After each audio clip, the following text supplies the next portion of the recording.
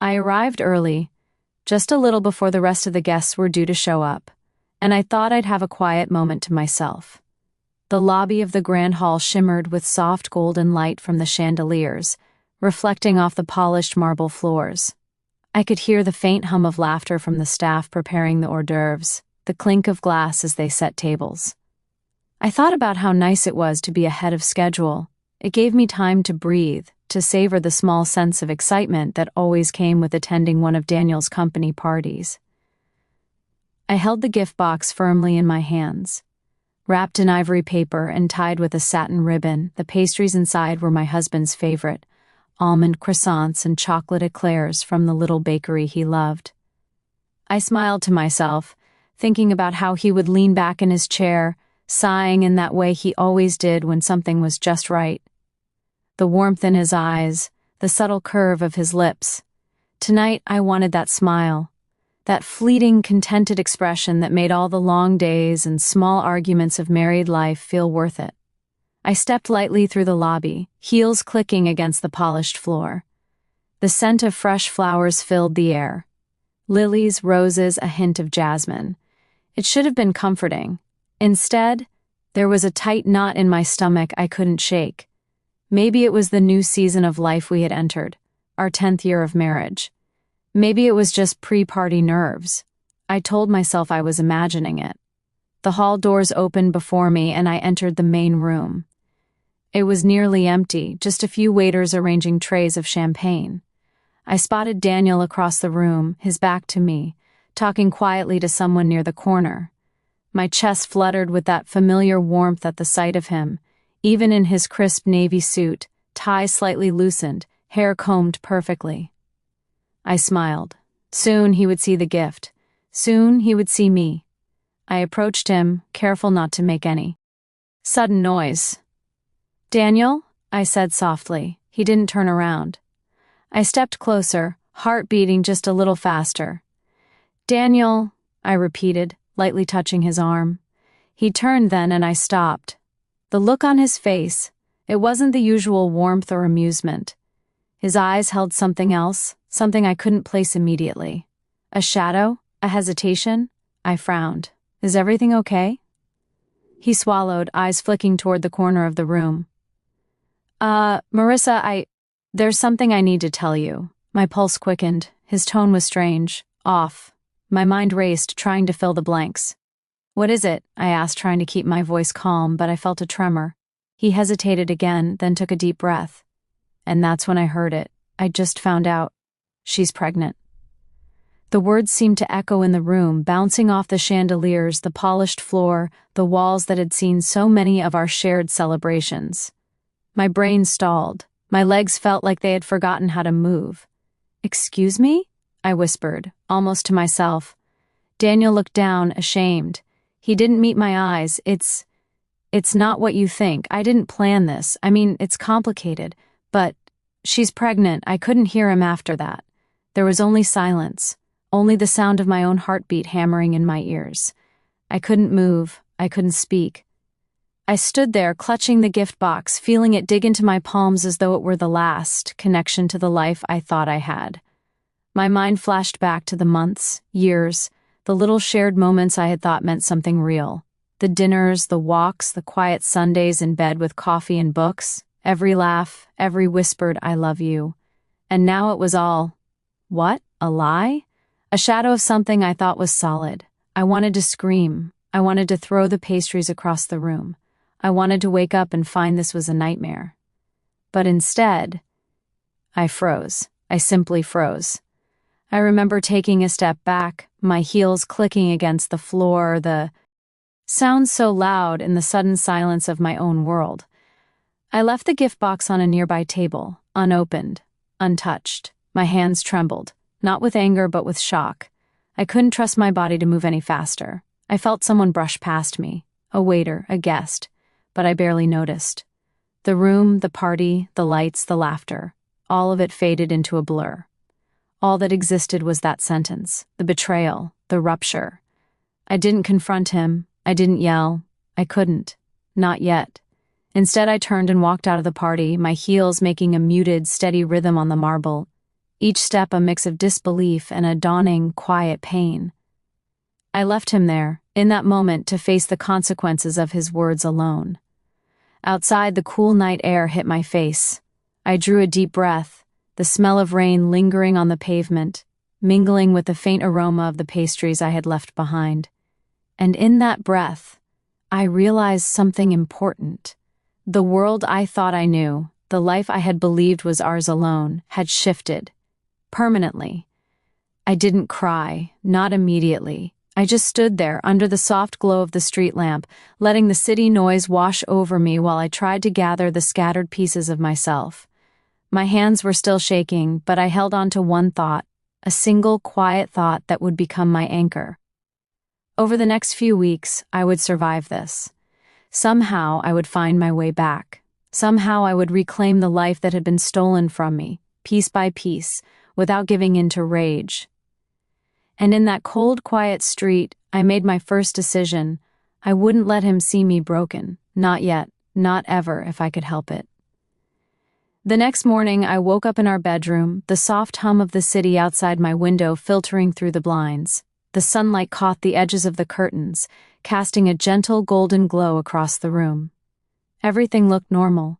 The sheets neatly tucked, the wardrobe doors closed, Daniel's shoes lined up by the bed. Everything looked normal. And yet, nothing felt the same. I made my way to the kitchen, barefoot on the cool hardwood floor, the scent of last night's coffee still lingering. I didn't touch the coffee maker. I couldn't yet. My hands shook slightly as I reached for a glass of water. I tried to tell myself that maybe it had been a misunderstanding, some poorly worded sentence he had meant for someone else. But deep down, I knew. I had heard it. Daniel came down a little while later, humming a tune I didn't recognize. He smelled of his usual aftershave, warm, familiar, and cruelly comforting at the same time. He carried a newspaper in one hand, a mug in the other, as though the day had started like any other. "Good morning," he said cheerfully, setting the mug down. "Coffee?" I shook my head. "I'm fine," I said quietly, my voice low, controlled. He frowned. "Are you okay?" I hesitated. I wanted to say something, anything, but the words would not come. Instead, I nodded, forcing a small smile, and turned to the window. Outside, the city moved on. People went to work, children waited for buses, life carried on. And here I was, suspended in a moment of disbelief, holding on to the fragments of my dignity. Over the next few days, I tried to resume our normal routine. I went to the bakery, picked up pastries as I usually did, drove to work, attended meetings, returned home in the evenings. Daniel acted as if nothing had happened, smiling, talking about work, occasionally brushing his hand against mine at dinner. I hated him for that. I hated how ordinary he made it all seem, as though our 10 years of marriage, our shared life, could be paused and restarted like a television show. But I couldn't hate him openly, not yet, not until I understood everything. I found solace in small routines. My mornings became quiet pilgrimages to the little park nearby, where I would sit on a bench and watch the sunlight move across the pavement. I breathed deeply, letting the scent of damp earth and blooming flowers fill my lungs. It reminded me that the world was larger than the pain inside our house, that there was still beauty to be found. At work, I was attentive, diligent, and unusually quiet. My colleagues noticed, of course, but I offered only polite smiles. I couldn't tell them, not yet. There was shame wrapped around betrayal, and pride tangled in the fear of judgment. I didn't want anyone to know. Daniel tried to reach me a few times, calling my phone, leaving texts, "Please talk to me." I didn't mean, "Can we sit down tonight?" I ignored them all. I didn't want to give him the satisfaction of hearing my voice, the sound of my hurt. At home, the air felt heavier than usual. The smell of his cologne lingered in the hallways. Our apartment, once a sanctuary of warmth, felt like a stage set for a performance I no longer wished to participate in. Every object, every familiar piece of furniture reminded me of what had been shattered. And yet, even in this quiet despair, life demanded its attention. There were bills to pay, emails to answer, dinners to cook. I focused on these small, grounding tasks as if clinging to them would prevent my world from crumbling completely. Then came the subtle signs. Little things that gnawed at the edges of my reality. A lingering scent of perfume I didn't recognize on his jacket. Slightly different patterns in his phone usage. Late-night messages he quickly deleted when I entered the room. Nothing concrete, nothing I could confront him with. Yet. I tried to tell myself I was being paranoid, that I was letting fear twist ordinary life into something sinister. But my intuition, honed over years of knowing Daniel better than anyone else, whispered the truth. Something was off. Something had changed, and it wasn't just me noticing it. One evening, as I prepared dinner, the scent of sautéing onions and garlic filling the small kitchen, I heard his voice on the phone. Low, hushed, almost intimate. I froze, my knife hovering over the chopping board. I know it's early, but I'm scared too. We have to be careful. I don't want her to find out yet. I didn't move. My heart raced, my hands trembling, but my body stayed rooted to the spot. I could hear the subtle inflection of his voice, worry, excitement, a guilty thrill, and the word that froze me completely. Pregnant. The room spun slightly. The onion I had been chopping fell unnoticed to the floor. I wanted to scream. I wanted to confront him. I wanted to throw something. Anything. But instead, I did what I had done in that first moment at the party. I listened. I observed. I absorbed. I put the knife down, wiped my hands on a towel, and walked to the living room. I sat down on the couch, my back straight, my hands folded neatly in my lap. I watched the city lights through the window, each car passing like a fleeting memory of the life I had trusted. I realized something crucial in that quiet moment. I had a choice. I could explode, shatter our lives with one heated confrontation. Or I could move carefully, quietly, deliberately. I could choose to preserve my dignity while navigating this betrayal. And for the first time in days, I felt a flicker of control. But the dread in my chest told me this wouldn't end quietly. This secret, this deception would surface sooner or later. And when it did, everything would change. The days that followed were strange in their normalcy. Daniel continued to go about his routines, leaving for work in the morning with a brisk goodbye, coming home in the evenings with that same easy smile. But the rhythm of our life had changed, even if he didn't show it. I noticed the small things first. The way his eyes lingered on his phone, the hurried glances when I entered the room, the faint crease between his brows when he thought I wasn't watching. I began to pay closer attention, trying to piece together the fragments of truth that clung to the edges of our ordinary days. It wasn't just the phone calls. It was the little omissions, the half-truths that fell from his lips when I asked about his day. A meeting that didn't exist. A lunch he claimed was with colleagues, yet he returned with a faint smell of perfume on his jacket. Each inconsistency was a tiny spark, and together, they threatened to ignite the full fire of betrayal. At first, I tried to ignore it, convincing myself that I was overreacting. I repeated the words in my mind like a mantra: trust, patience, dignity. But as the week wore on, ignoring the signs became impossible. I began keeping a subtle tally, noting patterns in his behavior, timing of calls, text messages he quickly deleted. I wasn't snooping, at least not in the way a vengeful spouse might. I was observing. I was preparing. It was a Thursday evening when the first real clue arrived. I had returned early from work, deciding to surprise him with a batch of pastries from our favorite bakery.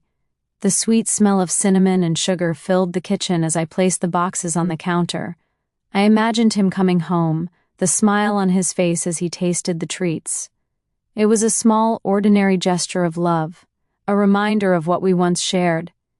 Then I heard it, his voice, low, intimate, unmistakably not meant for me. "I can't wait to tell her," he said, and my stomach lurched. "She'll be so surprised. It's going to change everything." I froze mid-step, my hands gripping the edge of the counter. My heart raced, a rapid drumbeat echoing in my ears. The pastries I had brought suddenly felt heavy in my hands, symbols of a life that no longer existed as I believed it did. "Are you sure about this?" Another voice replied, soft, hesitant, feminine. My pulse quickened. There was no mistaking it. He was speaking to her. To another woman. The words that followed hit me like a physical blow. Yes, I told her. She's pregnant. I leaned against the counter, feeling the world tilt beneath me. The smell of sugar, cinnamon, and butter was now suffocating, cloying though the kitchen itself conspired to trap me in this moment of unbearable betrayal. For several minutes, I did nothing. I didn't scream, didn't cry, didn't confront him. I simply listened, allowing each word to sink in fully. The shock wasn't just in the announcement itself, but in the quiet, casual manner in which it was delivered. He sounded calm, excited even. Meanwhile, I sat on the edge of our kitchen, the pastries untouched, my mind spinning with disbelief. When their conversation ended, he lingered in the room, humming softly, completely unaware that I had been there the entire time. I could feel my chest tighten, my hands clenching into fists at my sides. And yet, as before, I chose stillness. I didn't confront him. I didn't cry. I didn't run. I simply walked out of the kitchen, leaving the pastries behind, and went to sit by the window in our living room. The city outside was calm, indifferent to the storm inside me. I stared out at the distant lights, my fingers tracing the edge of the curtain, my thoughts spinning. How could the man I had trusted, loved, and built a life with betray me so completely? How could he speak of this child with such ease, as though I were invisible, irrelevant? I replayed the conversation in my mind over and over, each repetition sharpening the pain. It wasn't just the act of infidelity. It was the secrecy, the duplicity, the casual way he had spoken of a life that had nothing to do with me. My mind teetered between disbelief and fury, sorrow and numbness. For hours I sat there, letting the silence envelop me. I allowed myself to feel every pang of hurt, every tremor of shock. And yet, even in that moment, I made a choice to remain composed, to preserve my dignity, to not give him the satisfaction of witnessing my unraveling. I realized that anger, while justified, would only hand over my power. If I wanted to survive this, I had to move with care, with purpose. The days that followed were a haze of observation and quiet strategizing. I watched him closely, noting his movements, his tone, the subtle ways he tried to hide his duplicity. I discovered small lies, the business trips that never existed, the sudden interest in clothes, and perfume that wasn't meant for me. Each discovery was like a breadcrumb, leading me toward the full truth, each revelation tightening the knot of betrayal in my chest. I also noticed the impact it had on myself. My sleep was restless, my appetite inconsistent. I found myself staring at the mirror, searching for the woman I had been before this, the one who trusted, who loved, who believed in the sanctity of marriage. She felt distant, almost foreign, yet a part of her remained buried beneath layers of hurt and careful composure. And in those quiet, reflective moments, I made another decision. I would confront him, eventually, not recklessly, not in the heat of anger, but with intention. I would uncover the truth fully, demand accountability, and decide how I would move forward on my own terms. For the first time since that phone call, a flicker of resolve returned. I knew the betrayal would not end with knowledge alone. It would ripple outward, affecting everyone connected to us. But I also knew this: my reaction, my choices, would define not just the rest of my marriage, but the rest of my life. And in that, I found a strange, fragile sense of strength. I didn't wait long to confront him, though I wish in some ways I had. The weight of knowing, of sitting in silent suspicion, is heavier than any confrontation could ever be. That Thursday evening, I decided to come home early once more, ostensibly for no reason at all, just to see him, just to observe. I carried with me a quiet determination, a mix of dread and resolve. I entered the apartment quietly, expecting nothing, perhaps hoping I wouldn't find anything, but the universe, it seemed, had no such mercy. From the hallway I heard voices, not muffled, not hidden, clear. Familiar, personal. The unmistakable cadence of Daniel's voice, warm and intimate, followed by the soft lilt of another woman. I paused, pressed my palm against the cool wooden doorframe, my heart hammering in my chest. "Are you sure?" she asked, her voice trembling with something. Excitement, nerves, I couldn't tell. "Yes," he replied casually, confidently, as though he were talking about the weather instead of the most sacred trust of a marriage. I told her, "She's pregnant. Everything changes now. Pregnant." The word landed on me like a stone. It wasn't just betrayal anymore, it was life-altering, irrevocable, permanent. I felt my knees weaken, and I had to grip the doorframe just to stay upright. The pastries I had intended for him from the bakery just days ago came back to mind. A cruel reminder of the life we once shared, the simple gestures of love that had been swept aside by this enormity. I stepped into the room. Not with a scream, not with accusations. I just walked. The sound of my shoes on the hardwood floor must have been a jolt, because both of them turned at the same time. The other woman's eyes went wide, and Daniel's expression faltered, just for a moment. "Marissa?" He started, but the word fell flat. It was a fragile lifeline reaching for me, but I had already pulled myself away from his grasp. I didn't answer. I simply stood there, calm on the surface, while every fiber of my being burned with betrayal.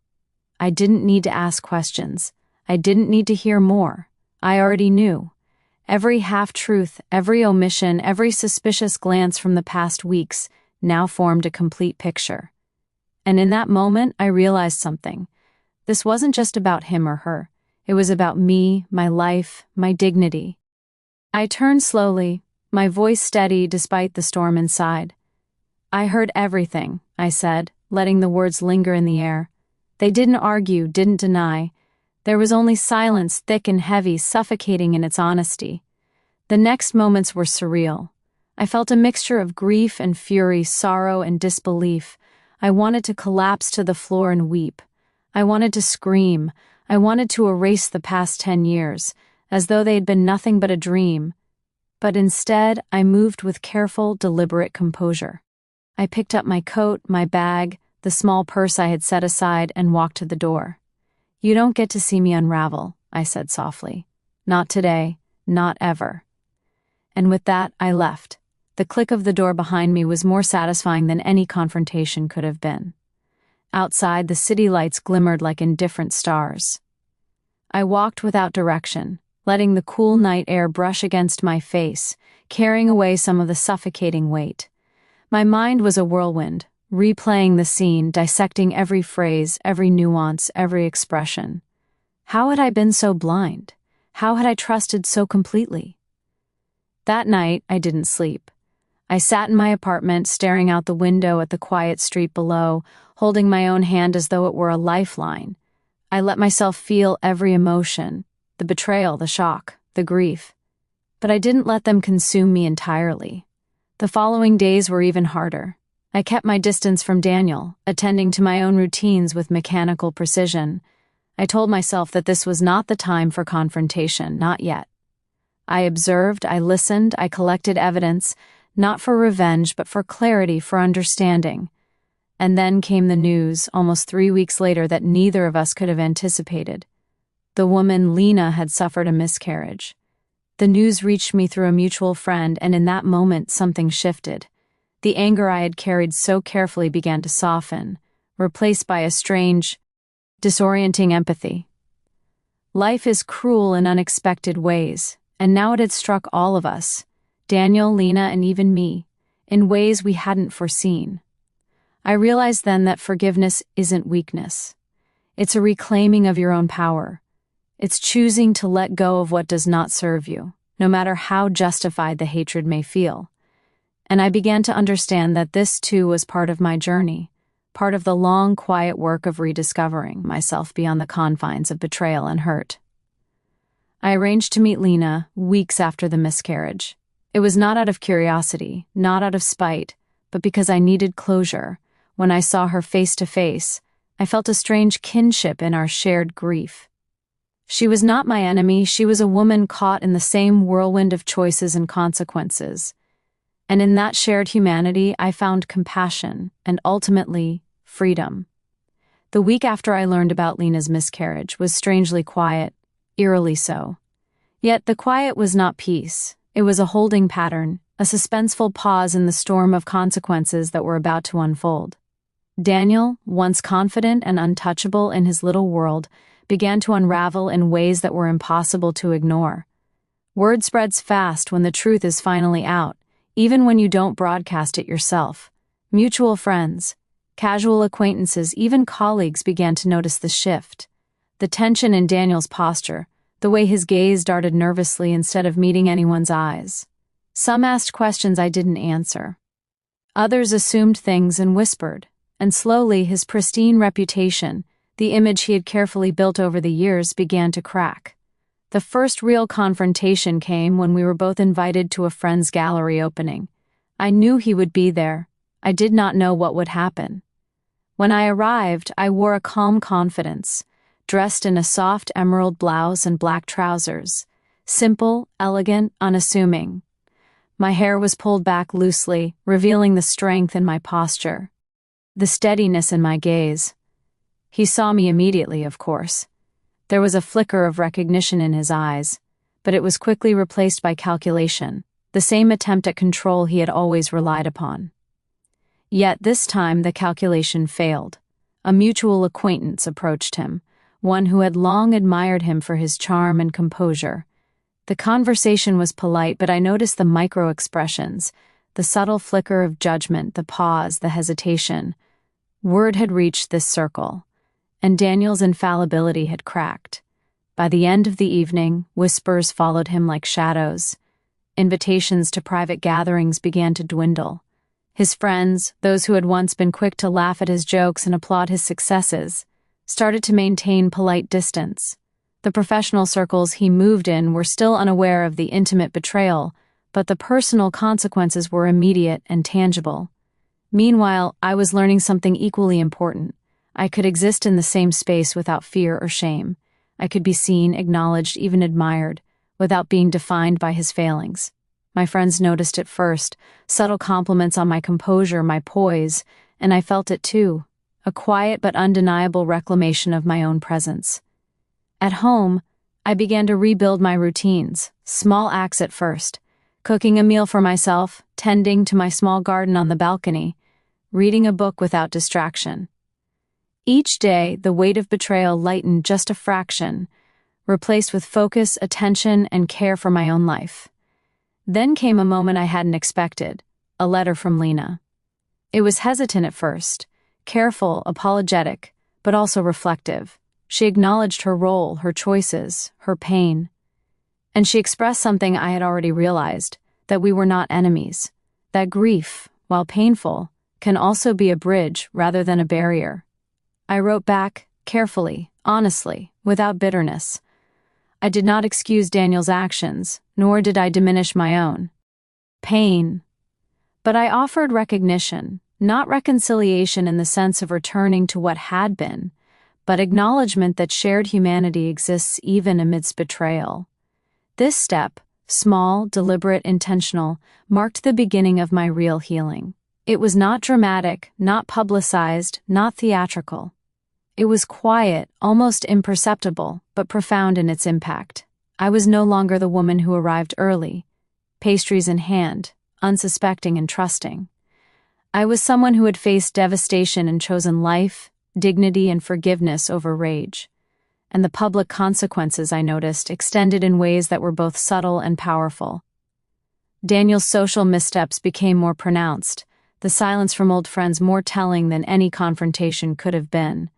Those who had once seen him as the charming husband, the accomplished professional, began to observe him with the same clarity I had discovered. He was flawed, deeply human, and no longer untouchable. Meanwhile, I cultivated my own circle. Friends who had seen me as soft, accommodating, or secondary began to notice the steadiness in my voice, the calm determination in my decisions. Invitations to speak, to share my story, even at small gatherings, began to appear. I realized then that the fallout of betrayal does not have to define only the guilty. It can redefine the survivor.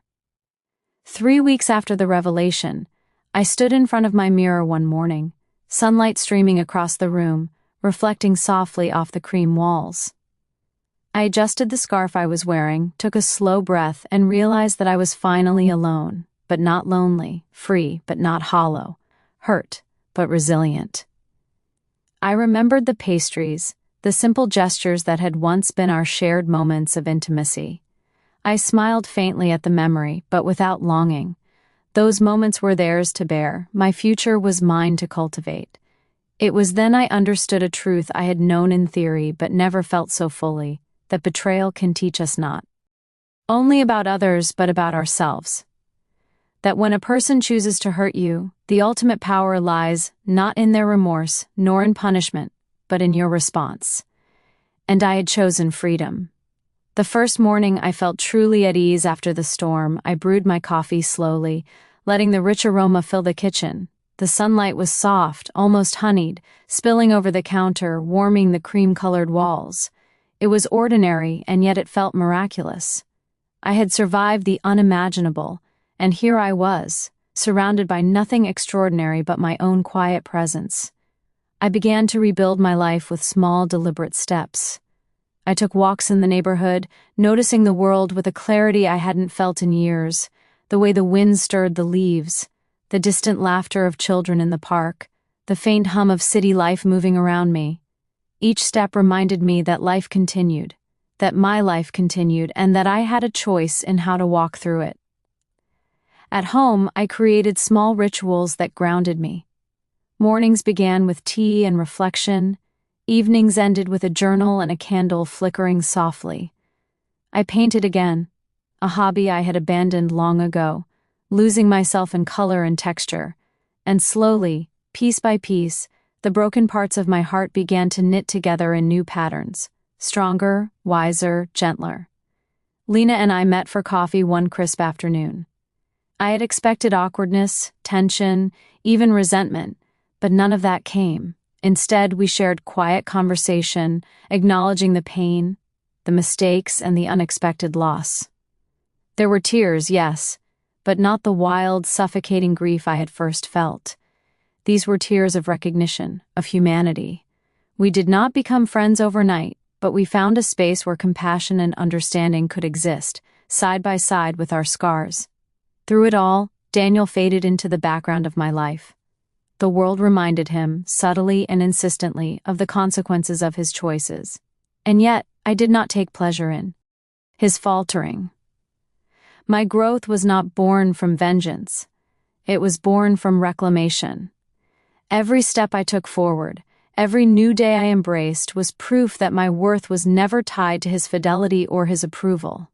I began to invest more in myself. I joined a local book club, rekindled friendships I had neglected, and even traveled for the first time in years to a small coastal town I had always dreamed of visiting. The ocean air, salty and clean, reminded me that vastness exists beyond our immediate troubles. That perspective is a balm if we allow it. One evening, as I returned home from the beach, I stood in my kitchen, listening to the quiet hum of the refrigerator and the distant sound of traffic.